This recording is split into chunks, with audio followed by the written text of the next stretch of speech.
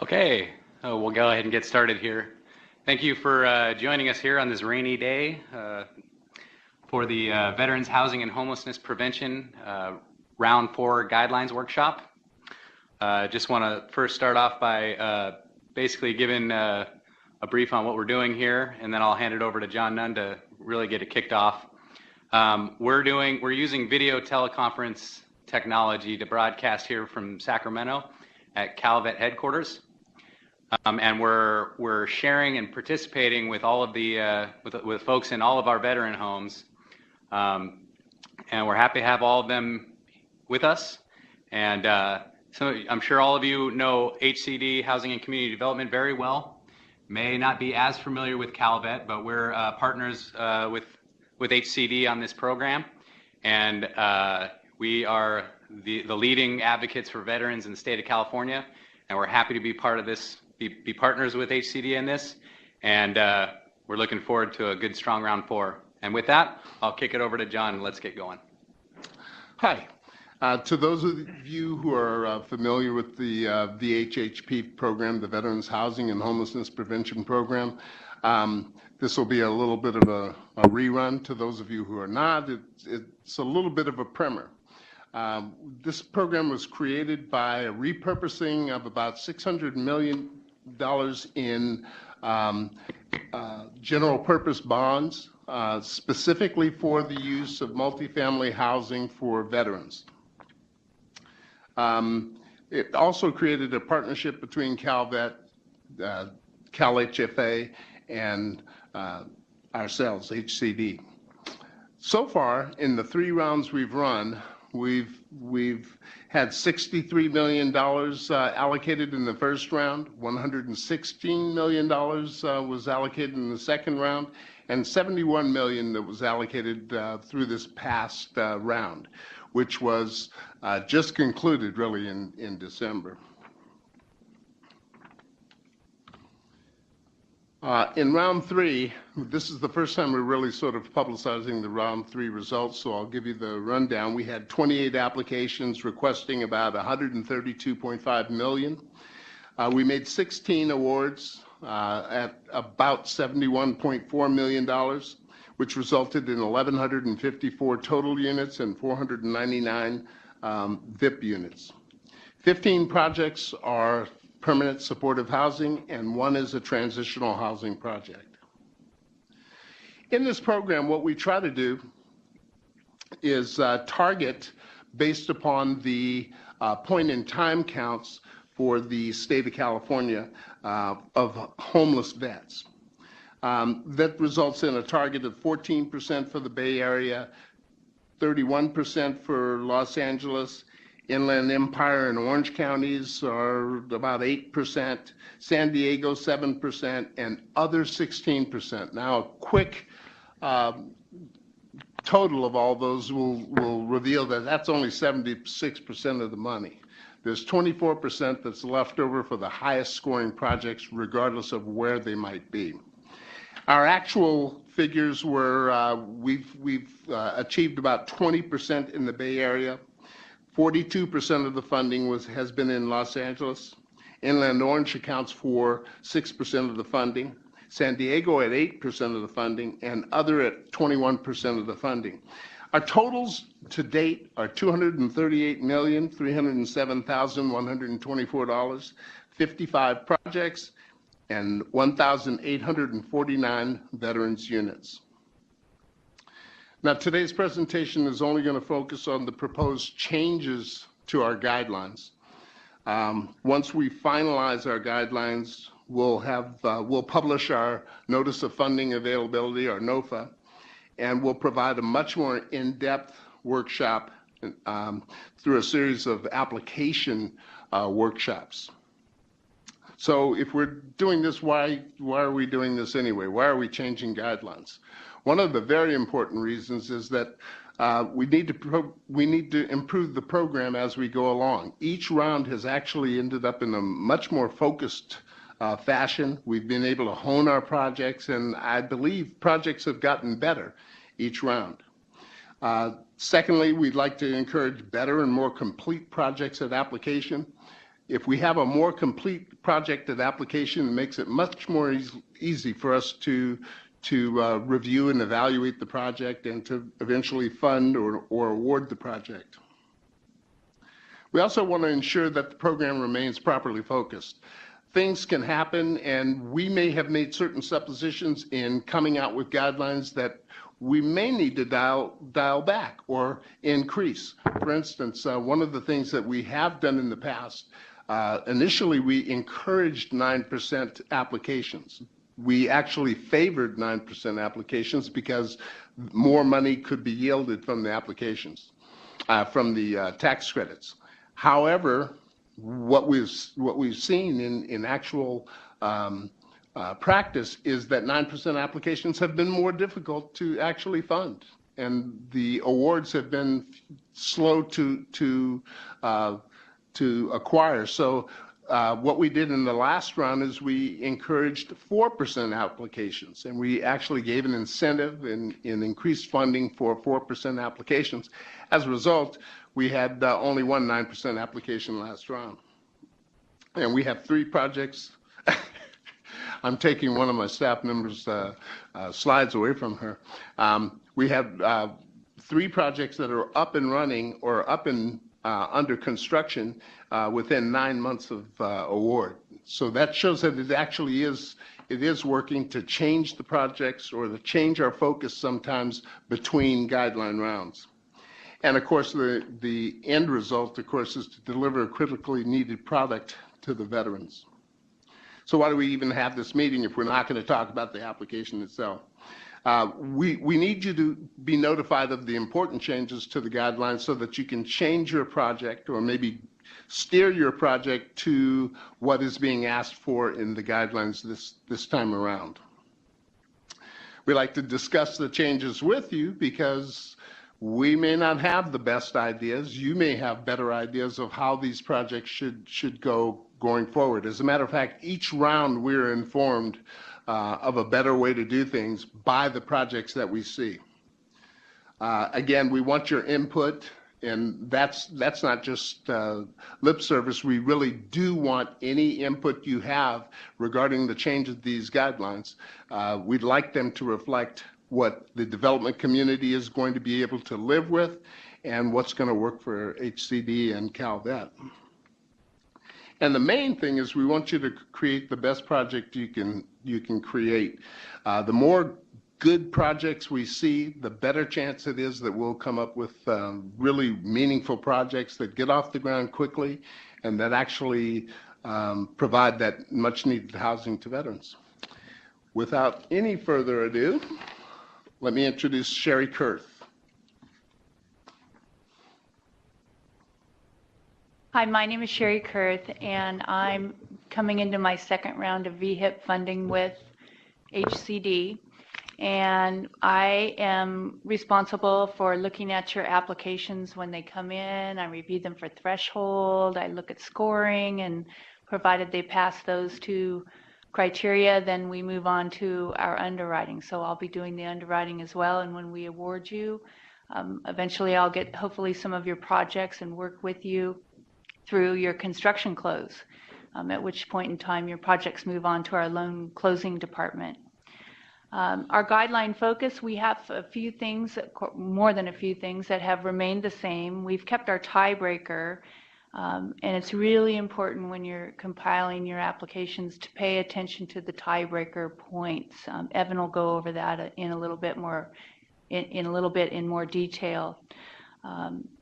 We have kept the treatment of multiple HCD funding sources. We allow you to have other HCD funding, but cannot fund VHIP units. We have also kept the concentration of persons with disabilities. We haven't had an issue with that. We limited at 49%, but I believe our max has been around 35%, so we've been okay with that. And as John mentioned earlier, we've encouraged projects that don't use the 9% tax credits, and he talked about several of our projects from our 3rd round have broken ground, and it was really exciting for me last month to go down to Ventura County and see the groundbreaking of one of my projects. from round 3 with 4% tax credit. So that was really very rewarding to go and actually see the ground and where it's going to be and what it's going to look like, and it's pretty exciting. So best practices, readiness scoring higher to aid those projects that are ready to break ground. Again, just a really important thing, and Evan will go into more detail about the readiness scoring. And the reason we are trying to put such an emphasis on projects that are ready is that we've had some stalled projects and they're now confronting their liquidation deadlines from round 1 and round 2. We're nervous a little bit about the round 2s, but we have some round 1s, and for various reasons. They have funding gaps, or they didn't have all their entitlement. They needed their water rights. They had some small pieces of their project, parcels that they didn't end up getting clear title to, and they're having to work through it. So we just want to make sure that if we approve your project, you can break ground rapidly. Once we issue your award letter, within 12 months, we basically want you to be ready to break ground. And lastly, a best practice, individuals who prepare the applications should attend the NOFA workshops. We'd love to have you come to Sacramento and look at previously awarded application packages. We'll set aside some time with you. We'll go over some awarded applications with you. You can ask us very detailed questions about your project. You can tell us about it before you come. That way we can pull applications that are maybe similar to what you have going on, and let us, help us to help you. So we want you to get your projects done. We want you to score high. We want you to get the most points possible. Don't miss the little 1, 2, and 3, 4 points when you're putting your application together. So anything we can do to help you, please just let us know.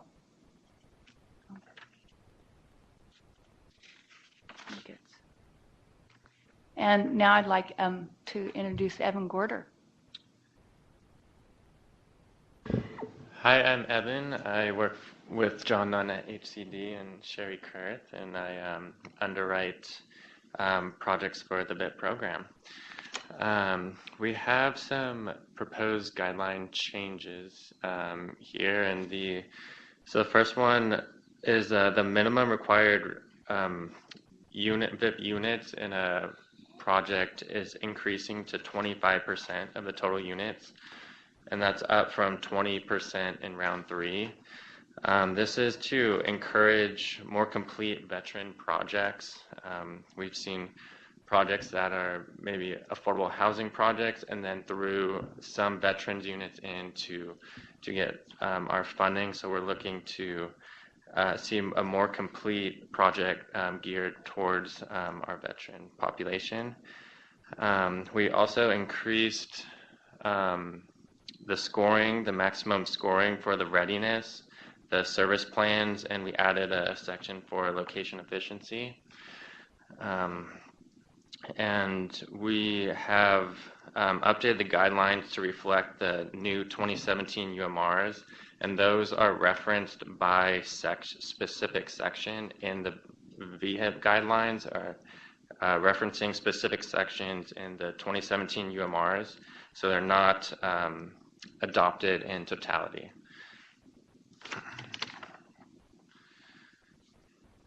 Some going into underwriting considerations for the proposed guidelines, we're going to talk about threshold, scoring, and feasibility. Some threshold considerations. As I said, the minimum required units are up from 20% to 25% for VIP units. We also increased the minimum service plan score from 10 to 15, so we're looking to see a more robust services to serve the veteran population. We have increased the readiness score from 7.5 points to now up to 15 points, so this is a pretty dramatic increase. We doubled the points. We're really looking for projects to break ground, and as Sherry was saying before, we've had projects that have been delayed over and over again, and so really looking for projects that are ready to break ground. We also updated the definition for multiple state funding sources. We still do not, for the VIP program, we're not allowing multiple state funding sources for assisted units. So there can be multiple state funding sources in a single project, but not stacking multiple state funding sources on a specific assisted unit. We did expand the definition to allow for previously HCD assisted units coming into a resyndication after a 15-year tax credit period to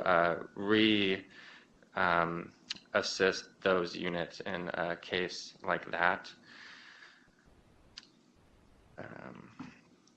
Yeah, and some scoring considerations. In the slide here, you'll see a chart depicting the scoring changes from round 3 to round 4. We have 2 main categories of projects: with supportive housing projects and without supportive housing projects. The total points was increased from 133 to 150 in supportive housing projects. That's due to the increases in our supportive services plan section as well as the readiness section. And then we added a location efficiency section. So supportive services section, we're going from 20 to 22 points for supportive housing project, and the maximum points for our readiness in a supportive housing project is 15 to 25 points maximum. And we're adding a whole new section, location efficiency and access to services. Is maximum of 5 points, and that can be, those 5 points can be awarded through 3 different categories. We're using the U.S. EPA Walkability Index. So the most walkable area will receive, a project in the most walkable area using that index will receive 3 points, whereas a least walkable, a project located in the least walkable area would receive 0.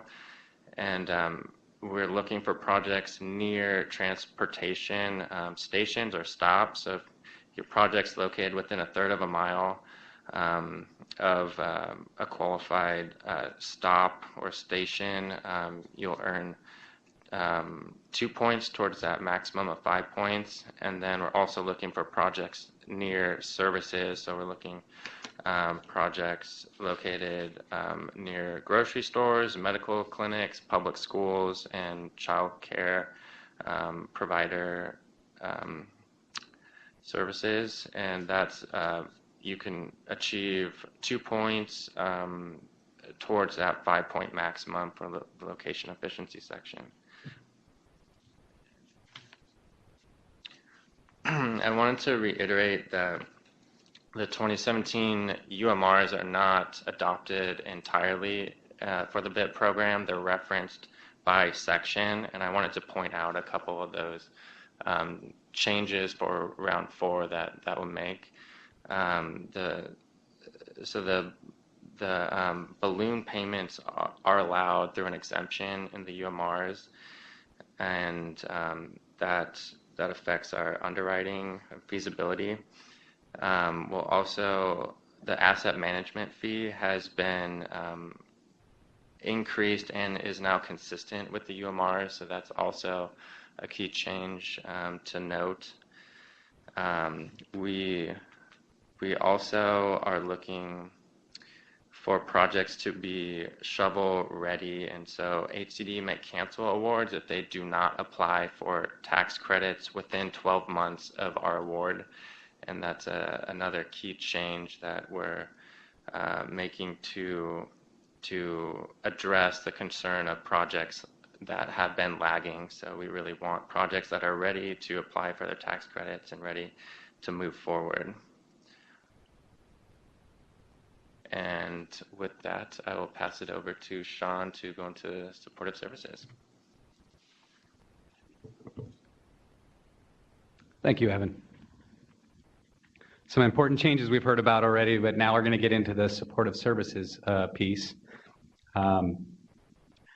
So supportive services, not a whole lot of changes, but some of them that we need to shed some light on.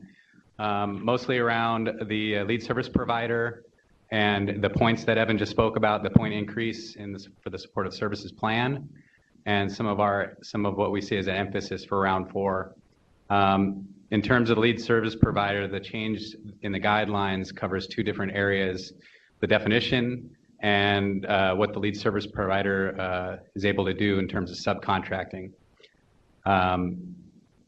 May or may not know this, but out of 150 points, 22 points is pretty major, and this is one of the only programs in HCD's portfolio where supportive services plans are such an emphasis in terms of scoring and awarding. So big important part of the program. And we basically, for the lead service provider, the change indicates the lead service provider's role in partnership with the VA when it comes to residents receiving services through the HUD-VASH program. We've had situations where that relationship had been unclear. So the guidelines are changing to make it clear that the lead service provider is the lead organization in providing services for residents, and they would coordinate with the HUD-VASH case manager in the event that they have VASH recipients, and that VA case manager would manage the case for the VASH program. As a lead service provider, some services involved don't necessarily fall into the VASH program and the menu of services that they offer. So the lead service provider is still higher in hierarchy when it comes to collaborating with the VA. The VA does provide services for the VASH program directly. They may opt to contract with a third-party provider. That decision is solely with the USDVA, VA, and they don't necessarily have an obligation to award third-party contracts in any way, shape, or form. That's a discretion that they have, and they have a competitive process for awarding third-party contracts. The other part, so that's basically the definition. And in terms of subcontracting, the change involves the ability, basically subcontracting on top of subcontracting. So the change would suggest that the lead service provider is the only organization that's able to enter into a written agreement for provision of services. Of course, except with the VA, who reserves that right, that option. That being said, a service provider that has a subcontract with the lead service provider wouldn't then subcontract their role out to another third level subcontractor. So that's the lead service provider. It's pretty cut and dry. We've had situations where project sponsors have opted to change the lead service provider without much indication to HCD or to CalVet. And as I mentioned before, the supportive services plan is an integral part of the scoring. So we have an obligation to make sure that that scoring that goes into the supportive services plan includes training and experience. We have an obligation to make sure that the services that are provided are, involve that same level of experience and that same level of knowledge. So any changes to the lead service provider would then require CalVet approval to make sure that that we are able to maintain the quality of services for our veterans. Next, we also plan to, in light of maintaining consistent and effective services, we're going to weave in a verification process that that helps to, to keep tabs on that. So basically, in the beginning, once the award is done, and this round it'll be sometime in November, we'll send out a letter notifying that we understand the level of services. If there's any deficiencies, if there's any areas that need to be attended to, we'll send a letter and notify of that. We'll reach out again approximately 60 days before occupancy to make sure that all commitment letters and agreements are still enforceable. And then again, we'll check in 60 days prior to permanent loan closing to again make sure that agreements and commitments are still in place, and that we still can expect the same level of services that were scored all the way back in the beginning. So basically, we're trying to connect the beginning to the end and keeping consistent tabs on what services are going to be provided. And so the higher points you noticed, as Evan talked about a second ago, we went from 20 to 22 points for the supportive services plan.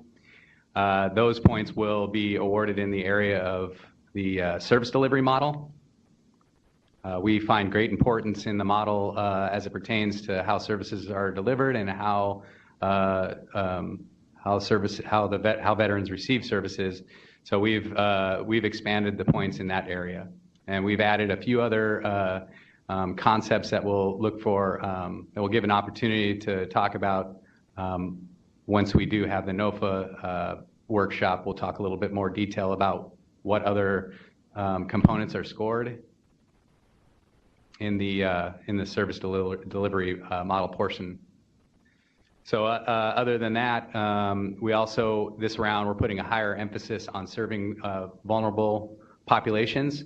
We see that in two different, there's two different legs to that concept of underserved populations. We see it as an indication of the geographic locations of our projects and where we're serving various areas throughout the state. But we also emphasize serving vulnerable populations in terms of groups of veterans that are at risk or highly vulnerable, including single parent veteran households and women or victims of domestic violence. So the emphasis is, we're conducting a lot of outreach in some of the other, some of the places throughout the state where we're traditionally not seeing projects. We're going to heighten the outreach for that to try and get more subscription throughout the state. And we're also hoping to see more in terms of the supportive services plan, services that are tailored around serving vulnerable populations as I've described it. Single parent veteran households, domestic violence victims. We also want to make sure that all services have a level of cultural competency, specifically veteran cultural competency. That's still a big portion of the plan. So that's it. That's pretty much the changes for supportive services in a nutshell. The other service the other part of the program that I'm going to talk about today is the Disabled Veteran Business Enterprise piece. Many may or may not know that there's a requirement in the program, and this comes with in the construction phase. The requirement is that 5% of the construction costs must be awarded to a disabled veteran business enterprise. I'll call it DVBE. These are certified businesses, businesses certified through DGS as a DVBE. And that requirement can be met by either trade construction, plumbing, electrical, flooring, any of the trade work, or through procurement of supplies and equipment. So anyway we can arrive at it. 5% is the requirement. I also want to take this as an opportunity to make sure that we all understand that with a requirement, of course, there's consequences for missing the requirement.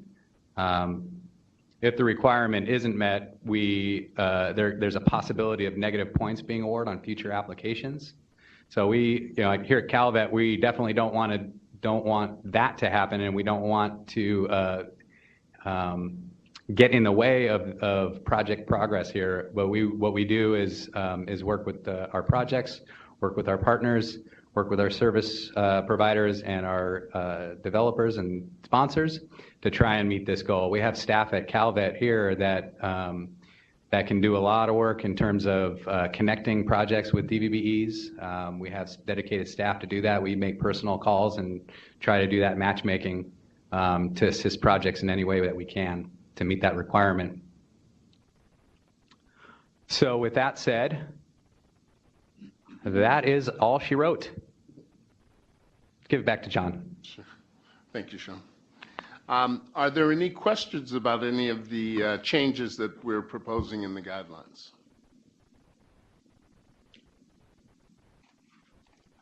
There are no questions.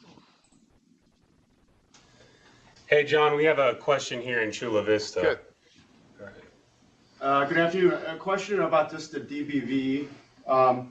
In terms of costs, would that be applicable for consultants too, i.e. architects, engineers, or is it hard costs?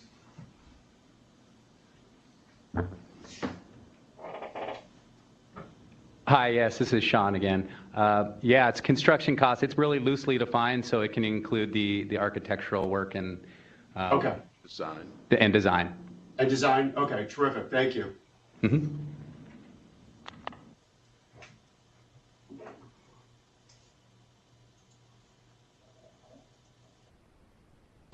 Oh, I'm sorry, go ahead. I had a question. So I noticed in section 105. Okay. Hi, this is Resna, and we have a question for you. We're taking your question from well, okay, go ahead. Sacramento, live. Go ahead, Fresno. Oh, okay, hi, thank you. The proposed guidelines are very clear. Thank you for the clear presentation. Can you just allude as to when the NOFA might be released? Sure. Right now, we're targeting April 20th. We expect to get, we hope to get all of your suggestions and comments on the proposed guidelines in by the 9th of April, which will give us a couple of weeks to put together our NOFA, an application, and we expect to release the application and NOFA on April 20th. That would mean that we would have applications due back to HCD by July 9th. Those are the target dates right now, and with awards being made November 15th. Is that good? Yes, Okay, thank you. You're welcome. Now your question.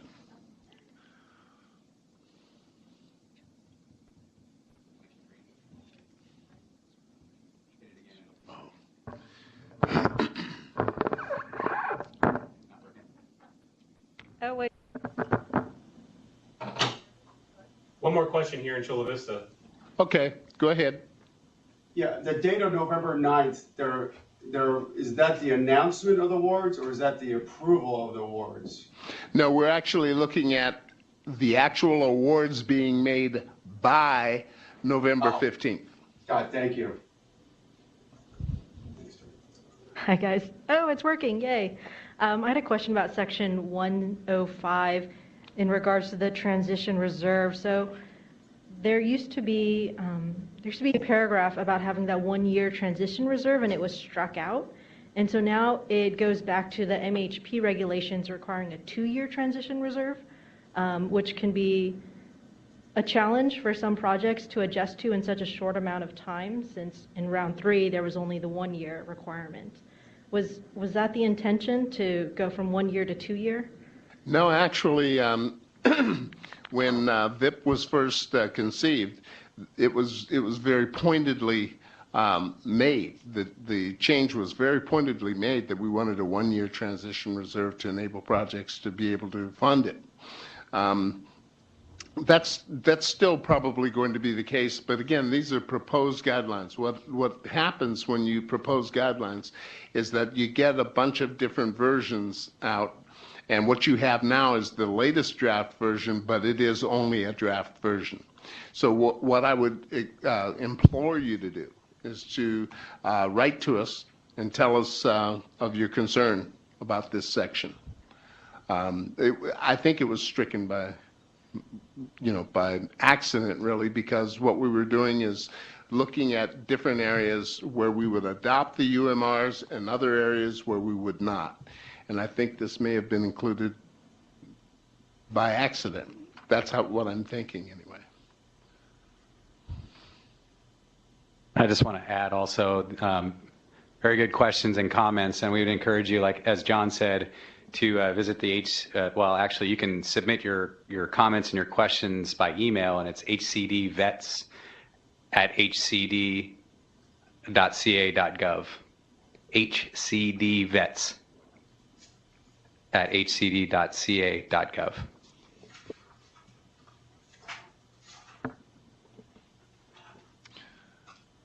The reason we didn't adopt the UMRs in their entirety was because there were a few things in VIP that were better than the UMRs. I mean, the old UMRs were 2010. This is now, or 2003. This is now 2017. And so VIP came in the middle of that, and we'd already made some changes that were partially along the way. So that's why we didn't adopt it in its entirety. All right. Just a quick question about the readiness pieces. Are you looking for, with regard to municipal certifications, are you looking for the resolution of approvals on that, or is staff communication sufficient? I wasn't sure if that was in the guidelines that I saw. I don't know. I'm not sure what you're referring to. And when it says all discretionary approvals. Oh, discretionary approvals being planning, right. Those kinds of things. Yeah, you would need to have most of those ready. I mean, again, we're looking at projects. We're hoping that your project will be ready to apply for tax credits within 12 months. So you'd have to have all of that. Sure. I'm specifically looking at the cutoff date for July 9. I think that's going to come pretty close to where we're going to be in front of City Council asking for approvals. So how quickly they can actually get the approved resolution back to us. I want to make sure we have that all under control. And then I don't know if this is the right forum, but I had a couple questions about the types of projects you've seen coming in with regard to their composition. I have a project that's 100% veteran homeless. It's because we received the land from the federal government, and they have a requirement that it has to be used for public benefit, so 100%. Wondering if you saw any of those projects in the latest round. It's 100%. Absolutely. As a matter of fact, one of the projects on the peninsula is 100% homeless vets, or 100% veterans, and or 100% VIP actually. So it's either chronically homeless, at risk of homelessness, those in need of affordable housing, or yeah. So yeah, we've seen completely supportive housing units, 100% supportive housing units. Would the structure of that project be potentially made public for our benefit to see how they? You can come and look at any application we have that's been funded or that we've considered. Absolutely, and we always, we do this all the time. Every time we appear in public, we try to invite folks to come see us at our nice new building. Mainly just so that you can get an idea of what other folks are proposing as far as their developments.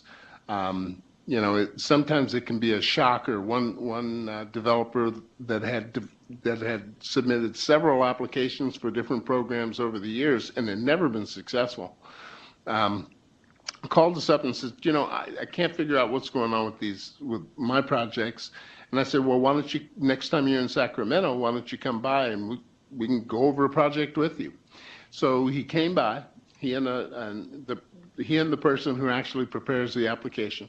They came by, and I said, well, they asked, what is the difference between our project and an actual successful project? And I said, well, here's your project. And it was a nice project, a nice binder about that thick. And I said, that's the services plan. of a successful project, and it was this thick. So the more you do, the better you do, the better your project's going to score. So it is instructive to come by and take a look and see what other people have done. You can copy. I mean, you can do the same kind of project. You can even choose the same kinds of lead services providers if you like. You can take a look and see what lead service provider A did as opposed to lead service provider B, and see, because there is a wide variance between them. Yes, ma'am.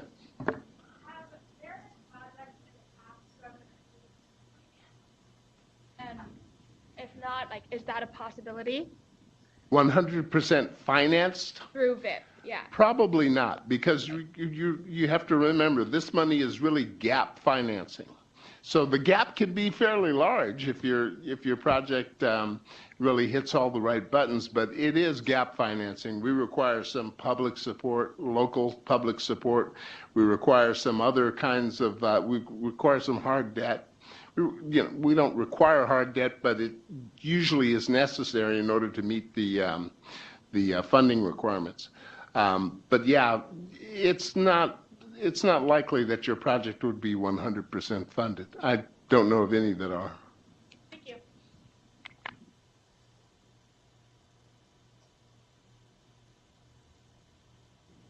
Do we have any other questions at any of the veteran homes?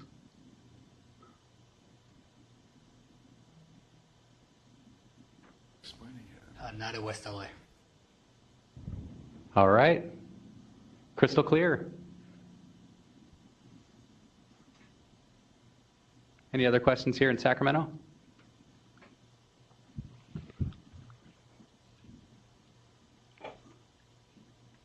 Okay, well, I want to thank you again for joining us on this rainy day here and throughout the state. We're always available. Again, my name is Sean Johnson. I'm with CalVet, partnering with HCD, John Nunn, and staff, and also Cal HFA. So don't hesitate to send us an email or give us a call if you have any other questions or anything comes up. And again, hcdvets@hcd.ca.gov. Go ahead and post a comment, a question, help out everybody in the state. Thank you again.